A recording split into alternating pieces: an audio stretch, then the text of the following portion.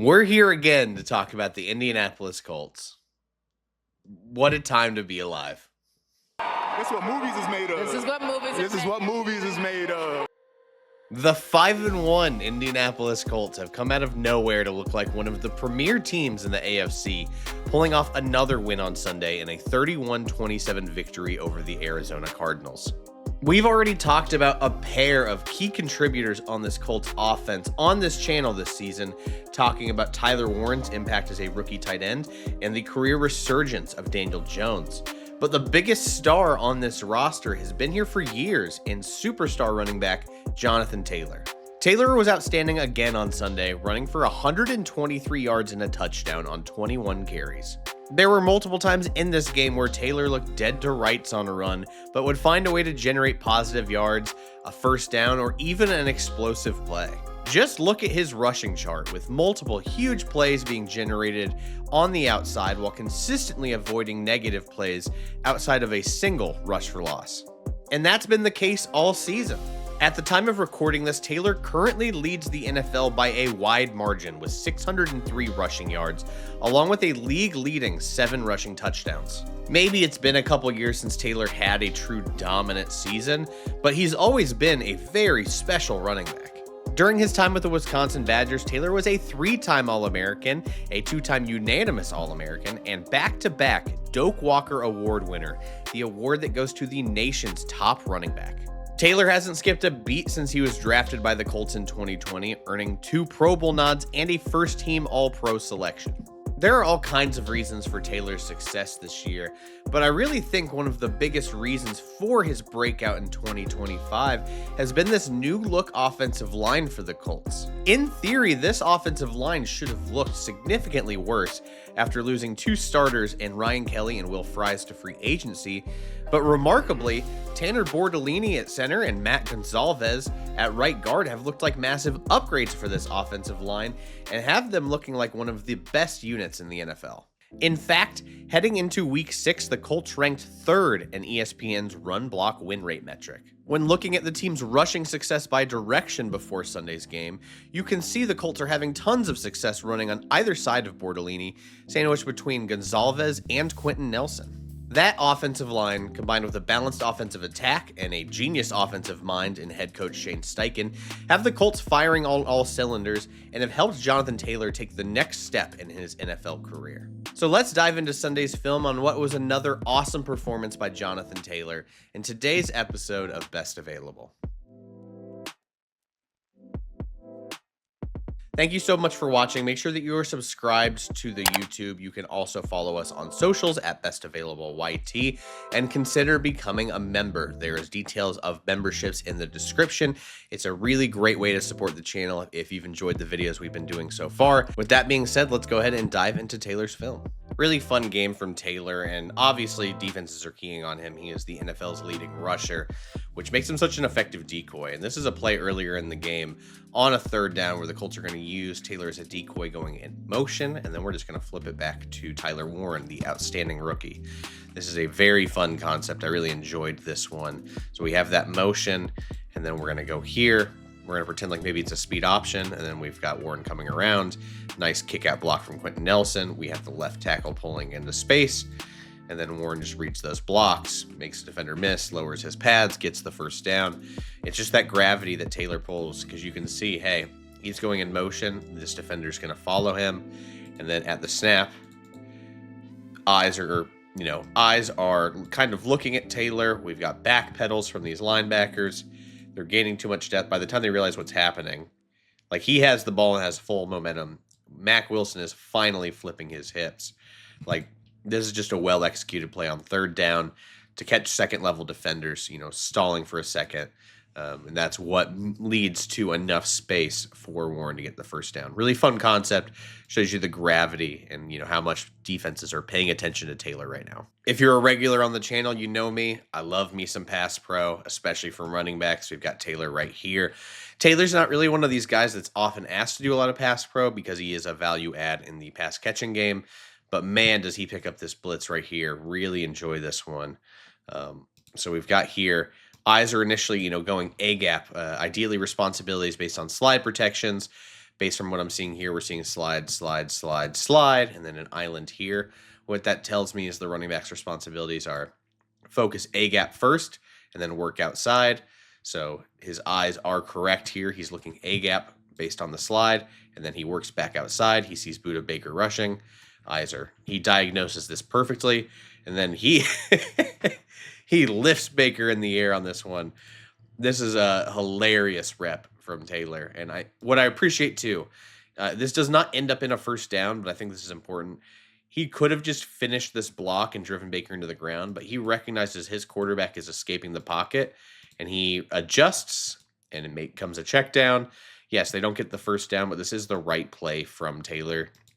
Instead of being hyper-focused on the pancake, he just sees that his quarterback's in trouble and adjusts. I think that's a heads-up play from him. But, man, do I love the willingness to just – he could have pile-drived Buda Baker right here on that blitz pickup. Just a really nice heads-up play from, obviously a very smart, established veteran in the league. I was thrilled to see as much of this as I did. We've got Tyler Warren at fullback, and if you watched our video during training camp, I talked quite a bit about, hey, be ready for Tyler Warren at fullback. He's quite effective at it, so we're going to have this motion. We just have a simple outside zone, right? We're trying to reach block defenders, ideally get a combo up to here, trying to climb up to here, get this sealed.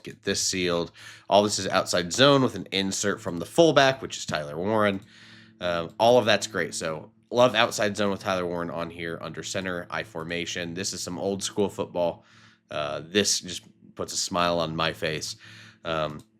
Nice blocks here. I don't know if Taylor reads this perfectly right here. I'll try and pause it. Right here, he should have a lane to cut up. Bounces off of it, but it's not the end of the world. Like, he gets grabbed here. He's going to shed a tackle here. And then he's going to just keep going forward, lower his pads. I love when he just, look at the way he just keeps those legs moving at contact. And he gets another, 5-6 yards. He starts getting tackled at the 20-ish. And then he's going for another 5, 6, 7, 8 yards. Love the play. This is the kind of stuff Taylor is meant to run at the NFL level. He was so effective on, outside zone concepts in college because he's such a big body that's just so fast and can, shed off these arm tackle attempts. Maybe we can get a better block from Warren. I think he'll get more comfortable with this fullback stuff, as he gets more comfortable at the NFL level. But this is a really fun way to utilize Taylor. Just bring back some old school football. Get under center, get a fullback in there, and then just let him work. And obviously, they had a lot of success with this throughout the game. I believe this was Taylor's biggest run of the game, and what I want to point out to you is just how well blocked this is. I cannot get over just how excellently executed this entire play was. So we have the motion from Downs trying to get some eye candy again, and then we're going to run this, and I'm just floored by it. We have a pulling guard in Quentin Nelson. We've got Ryman trying to steer here to seal this off. We've got Bordolini climbing to the second level. And then we've got what I really like here, great communication from Warren and Pittman on these combo blocks. So let's just take this one, block sequence at a time. Why don't we start with these two guys right here? I want you to pay attention. They are both blocking the same guy. And then Pittman feels that and peels off to get the corner. Great job here. They are washing both of these guys down. And then that creates a seal for Taylor. Great job there. Love that. Then we're just going to go quickly to the seal blocks, which are Ryman and Gonzalez. I'm working on getting his name right. Every time I see the name, my brain breaks. But it is Gonzalez. So nice seals here. Great steer.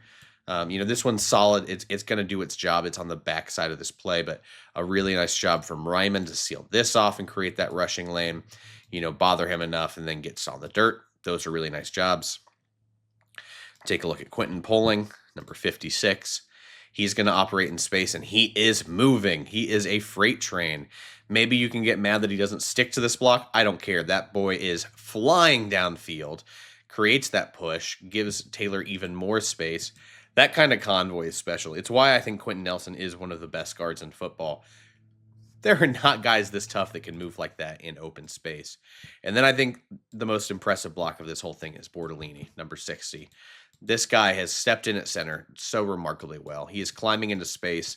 He is engaging that second level block, and he has taken him for a ride as long as he can. And then once he is no longer able to contain that, he just lets go instead of drawing a holding penalty. This is so well blocked up by everyone. And that's why we have such a huge play. Like, yes, Taylor is a phenomenal athlete. He reads this really well. But, I mean, I think just look, you can see right here, guy on the ground. This is being blocked up. We've got this here, seal. Everyone did their job on this play. And Taylor gets the credit for the big run.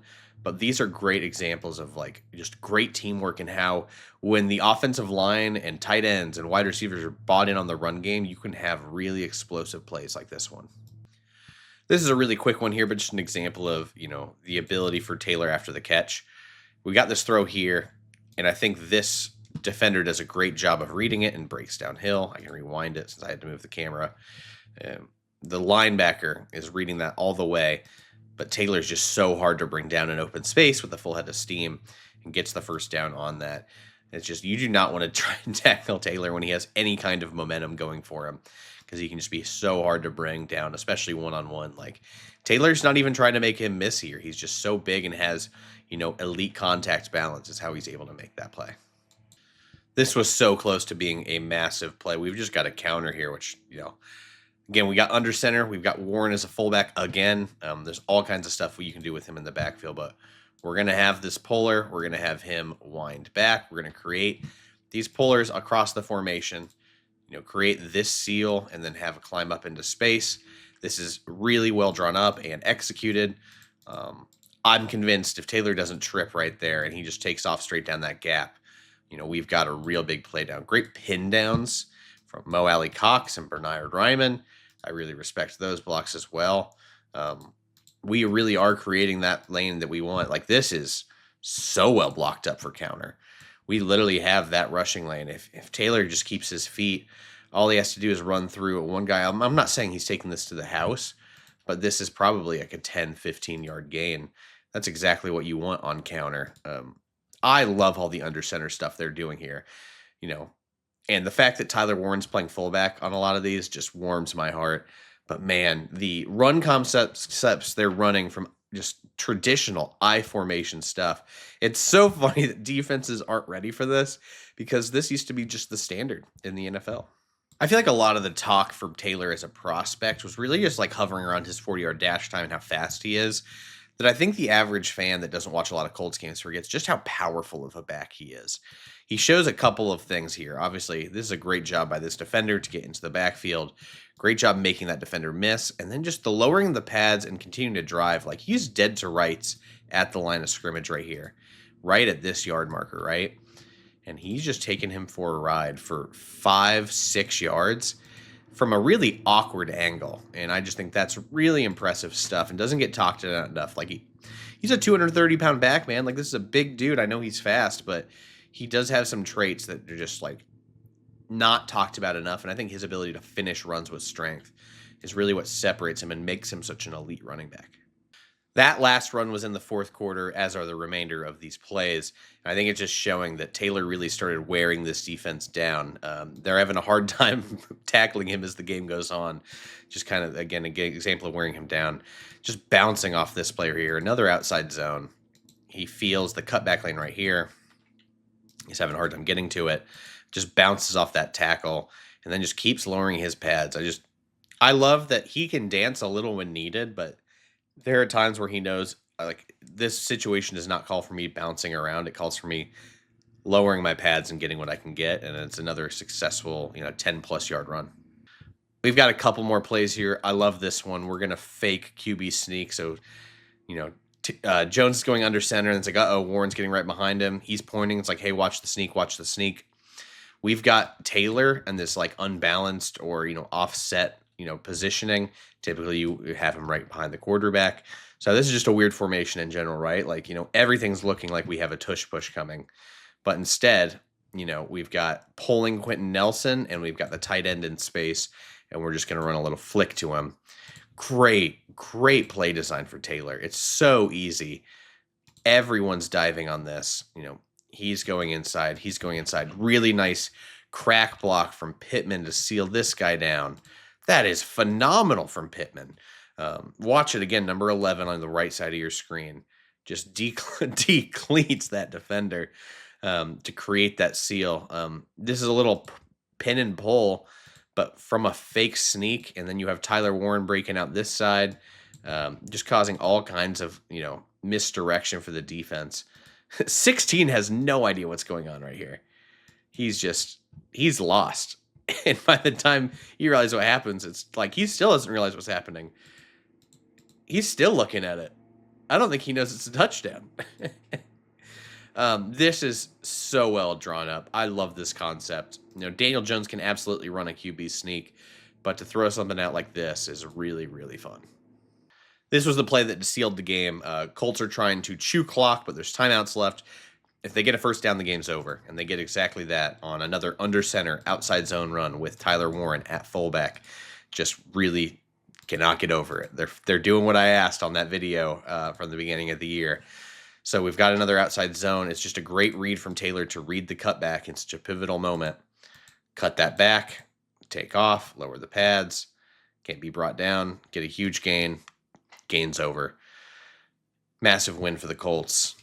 And it felt like Taylor was getting better as this game was going on. If we had hit overtime and there's no double overtime in regulation, but if we had hit overtime, I'm convinced he would have run for 200 yards just because that's the way he was playing at the end of this game.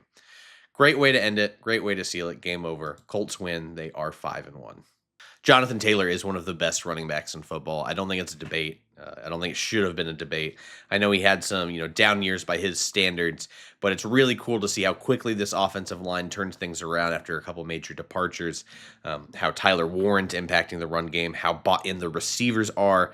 And I really hope this video showed you that, a great running back still requires very good offensive line. I think you're seeing with the Raiders and Ashton Genty, despite all his talent, how bad things can look even when you have a good running back, or maybe even Derrick Henry in Baltimore. It's a really team effort to be a good running game or running offense, and I think the Colts are doing an absolutely fantastic job of that. Let me know what you think about the Colts. Do you think they're legit? Do you think that this is a flash in the pan? Let me know in the comments what you think. But thank you so much for watching. We'll be back on Wednesday. We've been doing our Shades of series if you've followed along. Might be pivoting that to some more college players. I know people love the pro comps. It's not usually one of my strongest suits, but I've had a few guys in mind I've been watching lately that remind me of some other players. So we'll start our Shades of series back up again on Wednesday and be back for another episode on Friday. So thank you so much for watching. We'll see you next time.